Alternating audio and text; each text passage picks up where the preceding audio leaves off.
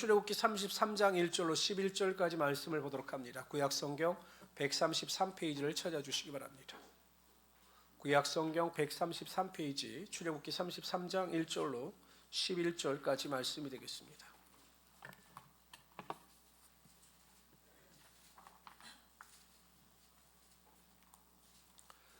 우리 다 찾으셨으면 우리 한 절씩 교독합니다. 제가 먼저 1절 읽겠습니다.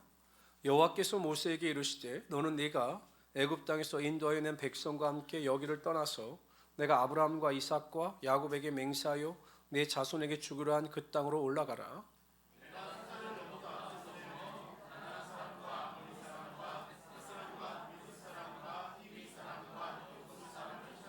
너희를 적과 꿀이 흐르는 땅에 이르게 하려니와 나는 너희와 함께 올라가지 아니하리니 너희는 목이 곧은 백성인즉 내가 길에서 너희를 진멸할까 염려함이니라 하시니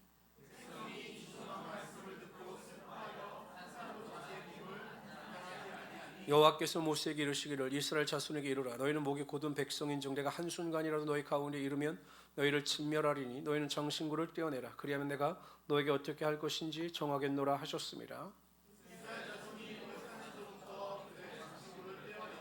모세가 항상 장막을 취하여 진 밖에 쳐서 진과 멀리 떠나가게 하고 회막이라 이름하니 여호와를 앙망하는 자는 다 진 밖 회막으로 나아가며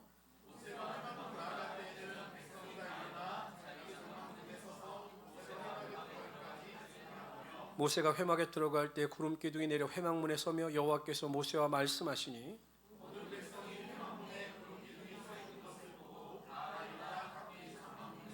우리 11절 다 같이 읽읍시다. 시작.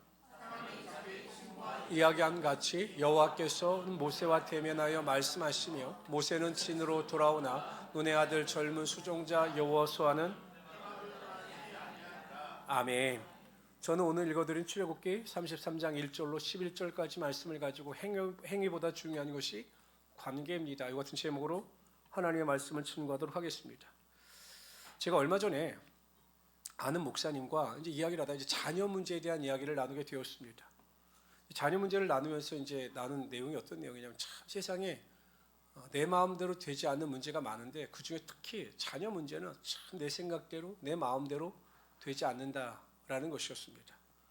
또 한 가지는 이성적으로 이해가 되지 않는 것이 이게 또 부모 자식 간의 관계다라는 이야기를 나누었습니다. 그러면서 이제 그 목사님이 한 가지 이야기를 해주시는데 그 목사님의 교회 엄청 부자인 안수 집사님이 계셨습니다.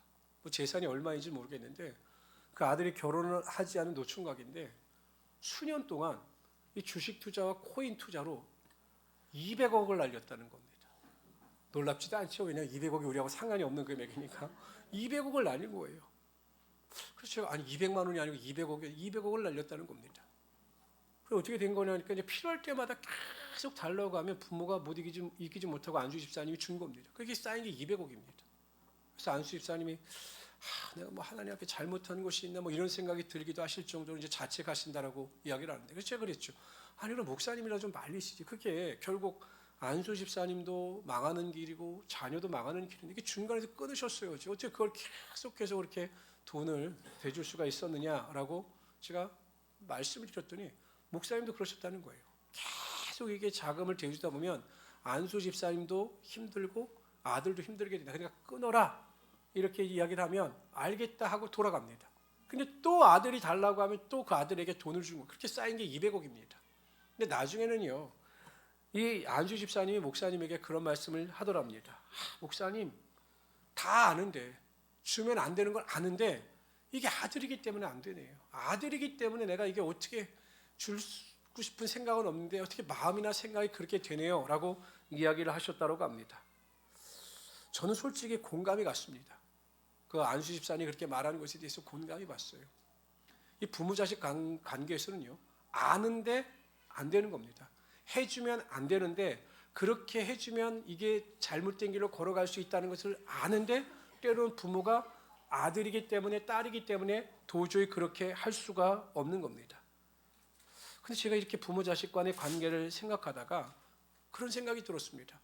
하나님께서 우리를 생각하실 때 우리와 하나님과의 관계 또한 이렇지 않을까? 여러분 오늘 33장 본문의 말씀이 시작되기 전에 32장에 어떤 내용이 나오냐면 이스라엘 백성들이 하나님 앞에 금송아지를 만들어 놓고 이 금송아지 신이 우리를 애굽에서 인도하여낸 신이라고 막 그 제사를 드리며 그 앞에서 즐거워 뛰놉니다. 우상을 섬긴 거죠. 그럼 하나님 입장에서 보면 능히 엄하게 그들을 다스리고 그들을 심판하시는 것이 당연한데, 논리대로라면, 이성대로라면 그렇게 하는 것이 당연한데 하나님께서 그렇게 하시지 않습니다. 왜냐하면 그 모세의 중보기도를 통해서 하나님께서 심판을 거두십니다. 그리고 오늘 본문에 보십시오. 오히려 하나님께서는 이스라엘 백성들에게 더 가까이 나가서 이스라엘 백성들에게 하나님의 선한 일을 행하시기를 원하시는 하나님이 되심을 보여주고 있는 것입니다. 그러니까 하나님도요, 이스라엘 백성들을 어떻게 하실 수가 없었던 거예요. 왜? 관계 때문에. 하나님께서 그들을 선민 백성으로 택하여 주시고 그들을 구원하여 주셔서 정말 자녀같이 그들을 사랑하셨기 때문에 어떠한 논리나 이성이 아닌 하나님도 이스라엘 백성들에게 감성적으로 다가가고 계신 거죠. 우리가 세상을 살아가다 보면 어떤 우리의 행위를 결정하는 다양한 요소들이 있습니다. 어떤 그 행위가 발생하게 될 때 그 행위를 일으키는 요소들이 참 많아요. 그 중에 여러분, 우리의 행위를 결정하는 가장 중요한 요소 중에 하나가 바로 이 관계입니다. 관계. 그러니까 우리가 하나님과 어떠한 관계를 맺고 있느냐에 따라 우리를 향한 하나님의 행위도 결정되어지는 것이고 또 하나님을 향한 우리의 행위도 결정되어지는 것입니다. 이 하나님과의 관계성이 우리의 신앙에서 큰 영향을 미치게 되는 겁니다. 그래서 저는 오늘 본 말씀을 통해서 그럼 하나님과 올바른 관계를 맺고 있는 성도들에겐 하나님의 어떠한 은혜와 축복과 영광이 임하는가에 대하여 살펴보러 함께 은혜를 나누고자 합니다. 첫 번째로요, 우리가 하나님과 올바른 관계를 맺게 되면 항상 하나님께서 우리보다 앞서가셔서 우리를 위하여 일하심을 경험하게 되어 있는 것입니다. 우리 오늘 본문 말씀 33장 2절 말씀을 다 같이 한번 읽어봅시다. 읽습니다. 시작. 내가 사자를 아모리 사람과 헷 사람과 브리스 사람과 히윗 사람과, 하나님께서 여러분 이스라엘 백성 사랑하시오. 아니 32장에서 우상을 섬겨서 죄를 범한 이스라엘 백성들을 향해서 그 관계성 때문에 일하시는데 어떻게 일하시느냐? 하나님께서 하나님의 사자를 이스라엘 백성들보다 앞서 보내셔서 가나안 족속들을 다 내어 쫓겠다라고 말씀하셨고, 하나님께서는 이스라엘 백성들보다 앞서 가셔서 모든 전쟁에서 온전히 승리케 하여 주셨던 것입니다. 이처럼 하나님과 올바른 관계를 맺고 있어서 하나님의 사랑을 받는 자녀들은요, 우리가 무슨 일을 하든 무슨 생각을 하든 하나님은 항상 우리가 하는 행위보다 우리가 생각하는 것보다 앞서 가셔서 우리를 위해서 일하시는 하나님이 되신다라는 것입니다. 우리가 여러분 이 자리에 앉아서 하나님을 예배하고 하나님께 영광을 돌리고 하나님께 기도할 때 하나님은 모든 것을 아시고 우리의 필요를 준비하시고자 우리보다 앞서 가셔서 우리를 위하여 일하시는 하나님이 되시는 것입니다. 성경에도 여러분 그러한 이야기가 무수히 나옵니다. 사도행전 10장에 보면 백부장 고넬료라고 하는 사람이 있습니다. 로마 사람입니다. 로마 사람. 로마의 백부장인데 이 사람이 로마 사람임에도 불구하고 아주 독특한 신앙의 이력을 가진 자입니다. 온 가족이 하나님을 경외했습니다. 그리고 이 고넬료는 많은 이스라엘 백성들을 구제했습니다. 그리고 성경에 보면 항상 하나님께 기도하는 사람이었습니다. 대단합니다. 그랬더니 하루는 주의 천사가 나타납니다. 내 기도와 내 구제가 하나님께 상달되고 하나님께 그것을 기억하셨다. 그래서 내가 너에게 명령하는데 사람을 요바에 보내어 베드로라 하는 시몬을 청하라, 이렇게 이야기합니다. 근데 여러분 생각해 보십시오. 그 당시에는 이방인에 대한 선교가 이루어지고 있지 않았기 때문에 이 고넬료가 백부장 로마 사람이 베드로에게 사람을 보낸다 할지라도 베드로가 올 리가 만무합니다. 왜냐하면 할례 받지 않은 이방인들과 어울리려 하려고 하지 않았기 때문이죠. 근데 하나님께서 어떻게 조치를 취하시냐? 그 시간에 이제 베드로가 하나님께 나아가 또 습관을 쫓아 기도하고 있을 때 환상을 보여주십니다. 이 보재기 같은 곳에 동물들이 쌓여서 내려오는데 이 동물들이 다 율법에서 금하고 있는 부정적인 동물입니다. 그런데 하나님께서 그것을 먹어라, 이렇게 말씀하십니다. 그러니까 베드로 입장에서는 기겁을 하는 거죠. 내가 지금까지 율법을 철저히 지켜왔는데 내가 부정한 음식을 먹을 수가 없습니다 라고 3번 거절합니다. 그랬더니 그 주의 사자를 통해 2번 말씀하십니다. 뭐라고 말씀하시냐면 하나님께서 깨끗하게 하시는 것을 내가 속되다, 거룩하지 못하다라고 말하지 말라, 이렇게 말씀하십니다. 환상을 보고 난 이 베드로가 고민에 쌓입니다. 과연 하나님께서 왜 나에게 이러한 환상을 보여주셨을까 고민하고 있을 때 이 고넬료가 보낸 두 사람이 옵니다. 또 성령께서 나타나셔서 알려주셔요. 뭐라고 말씀하시냐면 두 사람이 너를 찾으리니 일어나 내려가 의심하지 말고 그들을 쫓아가라. 내가 그들을 너에게 보내었노라 라고 이야기합니다. 성령께서 말씀하시니까 여러분 베드로가 순종해서 가죠. 환상과 이 두 사람이 온 이유와 목적이 무엇일까? 왜 하나님께서 나를 이렇게 이끄실까라고 의심을 가지고 그 고넬료의 집으로 갔는데 고넬료의 이야기를 들으면서 하나님께서 자신에게 환상을 보여주신 이유를 알았던 겁니다. 하나님께서 이제는 우리가 속되다고 생각하는 이방인의 구원을 예비하시고 그들을 통해서 하나님의 구원의 뜻을 이루고자 하시는구나라는 것을 깨닫게 되고 하나님의 말씀을 증거하게 될 때 여러분 하늘문이 열리면서 그 고넬료의 가정 가운데 성령의 충만과 방언의 능력이 임하게 하여 주셨던 거죠. 우리가 이 세상을 살아갈 때 여러분 하나님과 올바른 관계를 맺고 있으면 걱정하거나 염려할 필요가 없습니다. 왜? 하나님께서는 나보다 여러분들보다 항상 앞서가셔서 여호와 일의 하나님이 되사 우리의 모든 일을 준비하시고 우리의 모든 일을 계획하시는 하나님이 되시기 때문이죠. 제가 이제 이를 주로 이제 우리 순복음의 이 안양, 군포, 의왕, 과천 이쪽에 목사님들의 모임이 있습니다. 한 47개 교회가 모이는데 거기에 이제 제가 총무를 맡고 있습니다. 제가 젊기 때문에 맡고 있어요. 이제 가끔 이제 목사님들을 모시고 이제 1박 2일로 이제 수련회를 갑니다. 그럼 제가 꼭 하는 게 뭐가 있냐면 제가 이제 답사를 미리 갑니다. 답사를 미리 가서 일정도 조정하고 타임 테이블도 짜고 모든 숙박업소나 모든 음식점을 다 미리미리 섭외해 놓고 모든 걸 다 준비해 놓습니다. 그리고 우리 목사님들은 이제 차만 타고 가는 겁니다. 차 타고 가면서 걱정 안 해요. 내가 무슨 식당에 들어가서 무슨 식사를 할지 어떤 호텔에 갈지 걱정하지 않아요. 왜 걱정하지 않냐고 물어보면 네가 어련히 알아서 다 했겠느냐 그래서 걱정하지 않아요. 그냥 저를 믿고 맡기니까 그냥 식당이나 음식이나 숙소나 이걸 걱정하지 않으십니다. 마찬가지 아닐까요? 우리가 하나님과 올바른 관계를 맺고 있어서 하나님을 절대적으로 신뢰한다면 우리보다 앞서가셔서 일하시는 하나님을 온전히 믿게 될 것입니다. 그래서 우리 인생을 허비하는 것이 아니라 우리에게 주어진 삶의 현재 속에서 오늘이라고 하는 이 시간 속에서 하나님의 은혜를 만끽하며 우리가 살아갈 수 있게 되는 것이죠. 잠언서에 보면 이런 말씀이 있습니다. 다 같이 한번 읽어봅시다. 시작. 너는 범사의 그를 인정하라. 범사의 하나님을 인정하라. 하나님을 인정하는 올바른 관계를 맺고 나가면 하나님께서 우리의 길을 지도하신다라는 겁니다. 지도. 근데 여러분 지도한다는 게 무슨 의미일까라고 우리가 생각할 텐데 영어 성경에 이렇게 나오고 있습니다. He will make your path straight. 하나님 그가 will make 너희들의 길을 곱게 만드실 거라는 겁니다.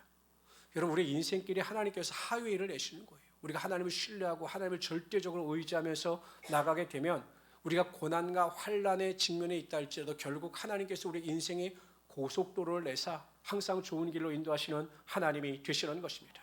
그러므로 지금 어떠한 상황 가운데 직면에 있다 할지라도 여러분 염려하거나 걱정하지 마시기를 바랍니다.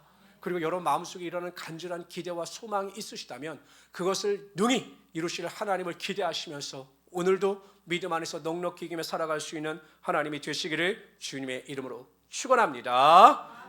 두 번째로요, 우리가 하나님과 올바른 관계를 맺게 되면 우리가 하나님께 집중하여 세상을 쫓아 살지 않냐고 하나님의 명령을 쫓아 살아가게 되어 있습니다. 우리 5절 6절은 한번 다 같이 한번 읽어봅시다. 다 같이 읽읍시다. 5절 시작. 여호와께서 모세에게 이르시기를 내가 한순간이라도 너희 가운데에서 이르면 너희를 진멸하리니 너희는 장신구를 떼어내라. 그리하면 내가 너희에게 어떻게 할 것인지 정하겠노라 하였음이라. 이스라엘 자손이 호렙산에서부터 그들의 장신구를 떼어내니라. 하나님이 뭐라고 말씀하셨죠? 장신구를 떼어내라는 것입니다. 그럼 내가 너희들에게 어떻게 행할 것인가를 결정하시겠다는 겁니다. 그러니까 이스라엘 백성들이 장신구를 떼어내는 것과 하나님의 일하심의 결정이 관계가 있다는 거죠.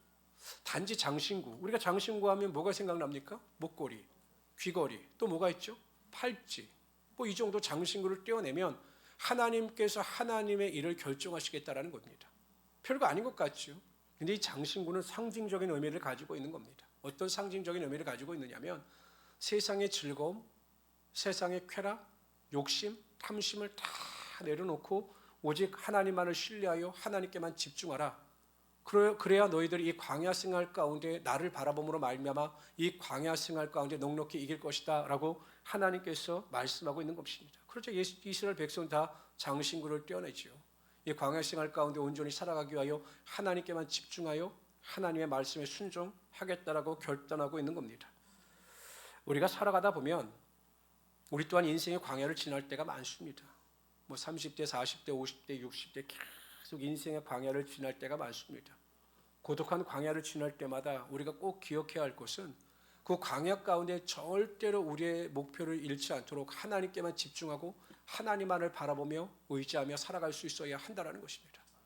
여러분, 광야에서 길을 잃어버리면 그 광야에서 길이 없기 때문에 우리가 헤어나올 수가 없습니다. 지금이야 내비게이션이라고 하는 좋은 도구가 있지만 그런 도구가 없으면 절대로 광야 생활 가운데 우리가 무사히 빠져나올 수가 없는 겁니다. 그러나 우리가 하나님이라고 하는 절대적인 방향성을 올바로 붙잡고 우리가 집중하여 나가면 하나님께서 광야 가운데 우리의 인생길을 인도하심으로 가장 축복의 삶을 살아갈 수 있게 하여 주시는 거죠.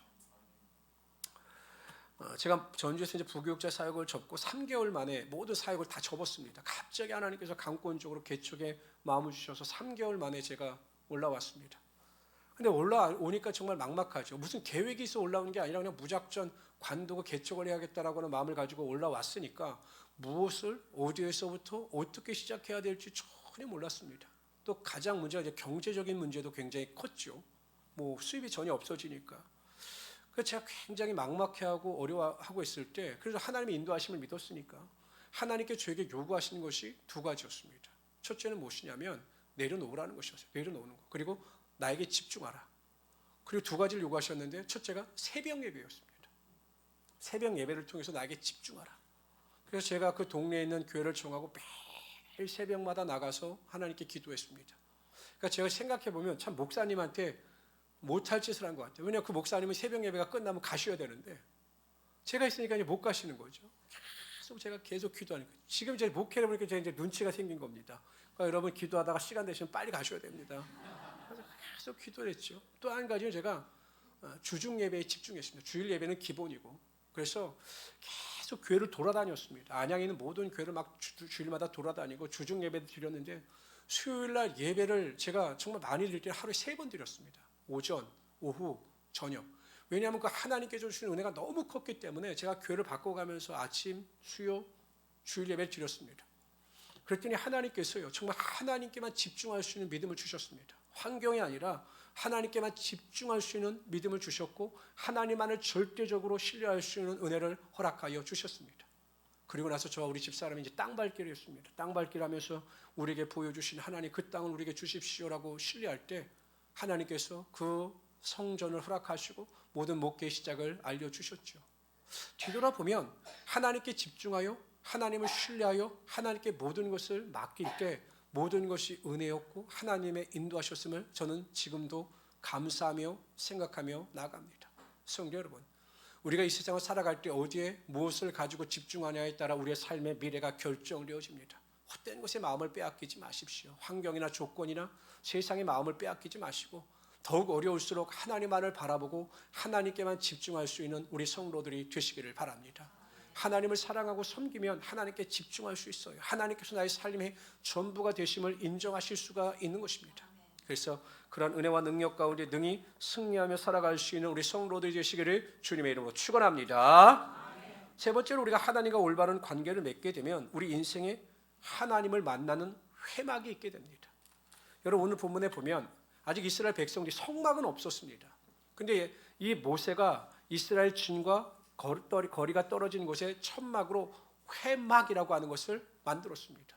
이 회막이라고 하는 의미는 만남의 장소라고 하는 의미입니다. 그리고 그곳에 갈 때 하나님의 구름 기둥이 그곳에 머물러 있었습니다. 그리고 하나님 그 회막에서 모세와 만나 주셨습니다. 하나님의 말씀을 모세에게 들려 주셨습니다. 그래서 여러분 그 모세와 얼마나 하나님께서 친밀한 관계를 유지하셨는지 다 같이 한번 읽어볼까요? 우리 11절 다 같이 읽어봅시다. 있습니다. 시작. 사람이 자기의 친구와 이야기한 같이 모세는 눈의 아들 같은 하나님이 모세와 어떻게 이야기를 하시냐 친구와 이야기를 한 같이 모세와 대면하여 이야기를 하신 겁니다.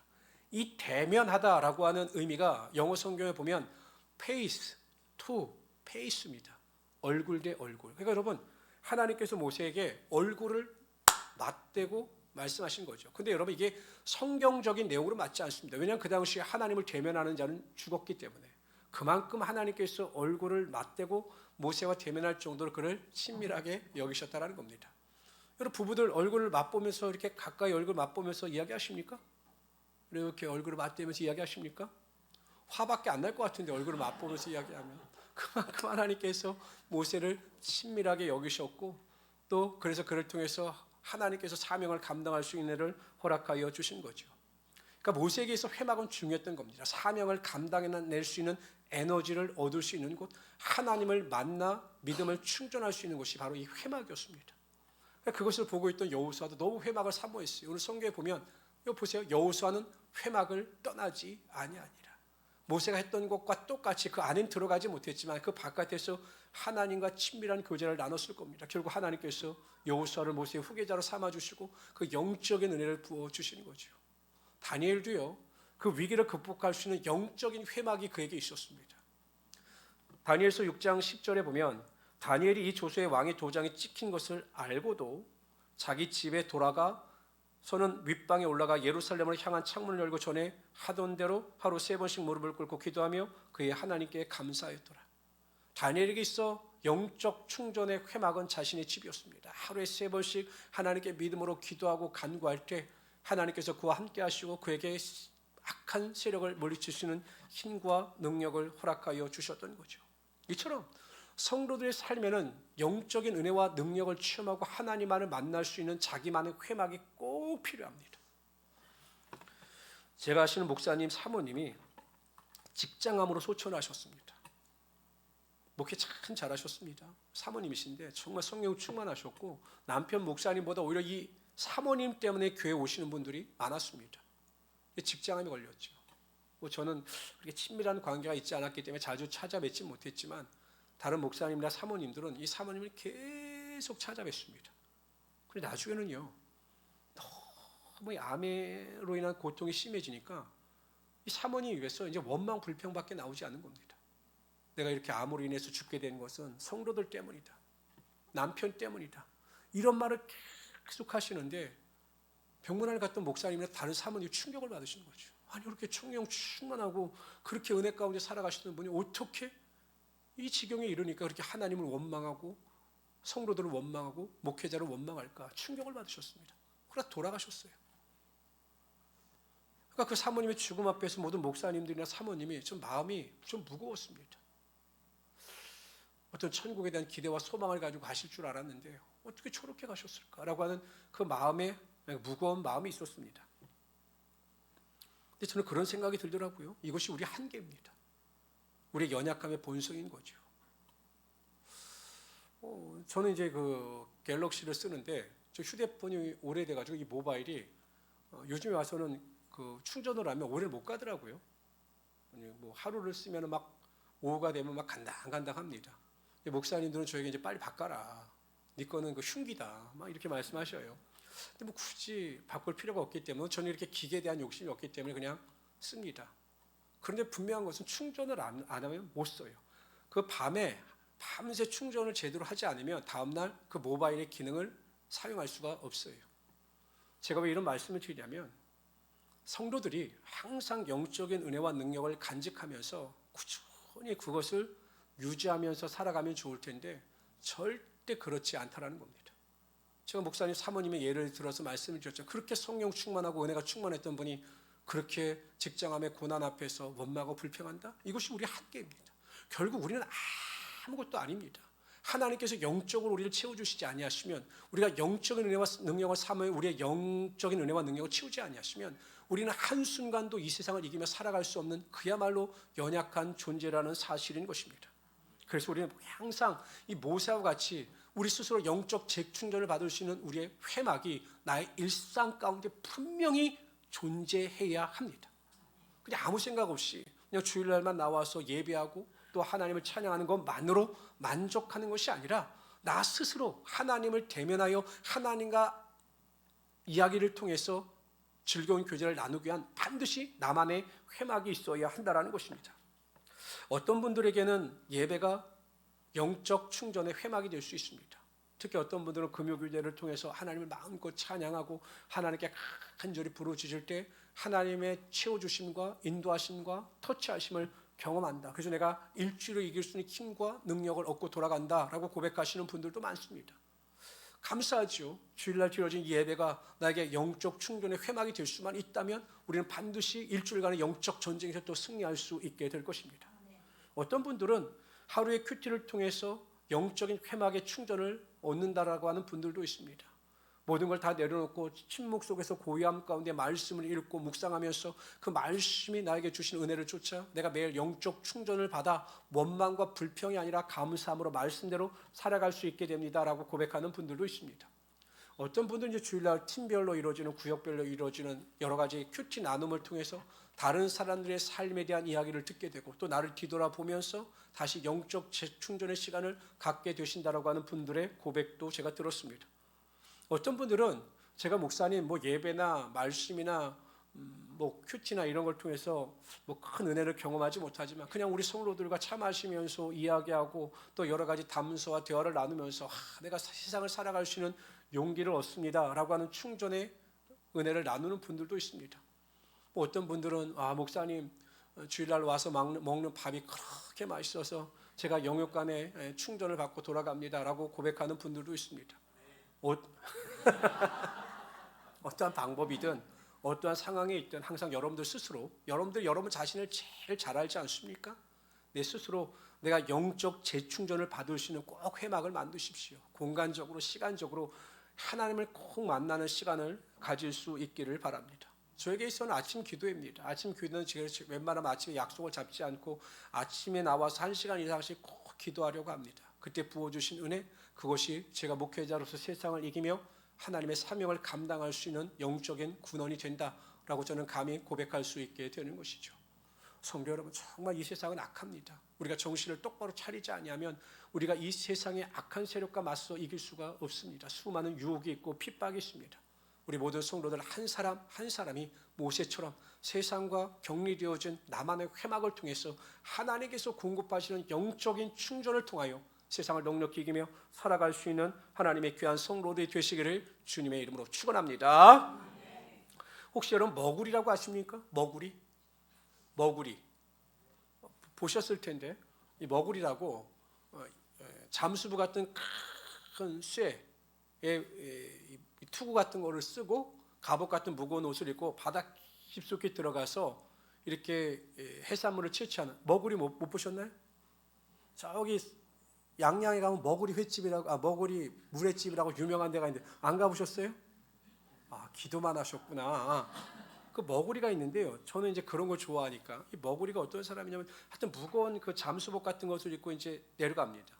보통 그 레저를 즐기는 사람은 산소통을 가지고 보통 이제 레저를 즐기죠. 이분들은 이제 생존이기 때문에 아주 그냥 3, 40m까지 깊이 내려갑니다. 근데 그들이 유일하게 의지하는 것이 산소줄이에요. 두껍지도 않아요. 한 2cm 정도 되는 산소줄이 이 머리에 쓴 투구에서 공급이 되고 그 산소줄이 그 배 위에 있는 산소통에서 계속 공급이 되면 배 위에 있는 사람들은 그 머구리가 움직이는 그 물의 기포를 보면서 계속 산소줄을 풀어줍니다. 그럼 그 바닷속에서 1시간씩 한 2시간, 1시간 이제 작업하고 올라와요. 보통 키조개라고 아시죠? 이만한 조개. 몰라서 모르시는 겁니까? 이렇게 키조개를 가득 이제 망에 들고 올라옵니다. 근데 그 중에서 제일 중요한 게 뭐냐면 이 산소줄을 풀어주는 사람이에요. 이 숨을 쉴 수 있도록. 왜냐하면 그 머구리의 생존이 그 산소줄에 달려있기 때문에. 근데 이 산소줄만 잘 풀어주면 어느 곳까지 이 머구리가 갈 수가 있습니다. 제가 왜 이런 말씀을 드리냐? 결국 우리의 인생의 삶의 모든 결정은 하나님과의 관계 속에 있는 겁니다. 정말 우리가 신락 같은 우리의 믿음이라 할지라도 우리의 믿음이 하나님과 연결되어지만 있다면, 그래서 우리가 하나님께서 공급하시는 힘과 지혜와 믿음을 가지고 살아갈 수만 있다면 그 영혼은 반드시 살아나게 되어 있습니다. 영혼뿐만 아니라 삶이 살아나게 되어 있습니다. 그래서 그 영혼 가운데 원망과 불평과 비난과 우울감이 떠나가게 되고 하나님께서 공급하시는 기쁨과 즐거움과 감사가 흘러 넘치게 되어 있는 것입니다. 여러분, 항상 우리의 관계, 하나님과의 관계를 점검할 수 있는 유일한 성경의 캐논, 정경은 항상 기뻐하라, 쉬지 말고 기도하라, 범사에 감사하라, 이 말씀인 것입니다. 내 삶에 이러한 하나님의 말씀에 대한 것이 여전히 살아있다면 우리는 하나님과 올바른 관계를 맺으며 살아가는 것입니다. 그러나 나의 삶의 환경이 아무리 편하고 좋다 할지라도 나의 삶에서 기쁨이 떠나가고 감사가 떠나가고 기도가 사라졌다면 우리는 하나님과 올바른 관계를 맺고 있지 못하는 것입니다. 다시 한번 하나님과의 관계를 회복하시기를 바랍니다. 그래서 우리 입술의 고백을 통해서 저는 하나님 없이는 한순간도 살아갈 수 없습니다라고 하는 믿음의 고백을 드릴 수 있기를 바랍니다. 그러면 하나님께서 여러분의 삶을 책임져 주실 것입니다. 반드시 여러분의 삶에 하나님의 은혜와 능력이 나타나게 하여 주실 것입니다. 첫 번째로, 하나님은 여러분들보다 앞서가셔서 일하시는 하나님이 되십니다. 제가 목회를 하면서 자신하는 것은 한 가지입니다. 내가 하나님의 편에 서면 하나님께서 반드시 내 편이 되어 주셔서 내 길을 인도하신다라고 하는 믿음인 것입니다. 저는 이러한 믿음이 여러분들 삶에도 있기를 바랍니다. 하나님은 반드시 여러분들보다 앞서서 행하시는 하나님이 되십니다. 입술로 고백하십시오. 하나님의 역사를 입술로 시인하십시오. 그러면 능력이 될 것입니다. 두 번째, 세상의 어떤 것에 마음을 빼앗기지 마십시오. 세상의 모든 것은 있다가 없어지는 신기루와 같은 것입니다. 그러나 하나님의 나라만은 영원합니다. 그럼 우리가 하나님께 집중하십시오. 말씀을 통하여, 기도를 통하여 하나님께만 집중할 수 있기를 바랍니다. 그러기 위하여 우리에게 영적인 회복이 필요합니다. 여러분들 스스로 내 신앙을 지킬 수 있고 내 신앙을 성장과 성수로 이끌 수 있는 성막을 여러분 삶 가운데 꼭 마련하시기를 바랍니다. 회막을 꼭 마련하시기를 바랍니다. 그래서 매일 하나님과 동행하며 살아가시는 하나님의 능력과 축복과 기적을 매일 맛보시는 우리 귀한 성도들이 되시기를 주님의 이름으로 축원합니다. 기도합시다.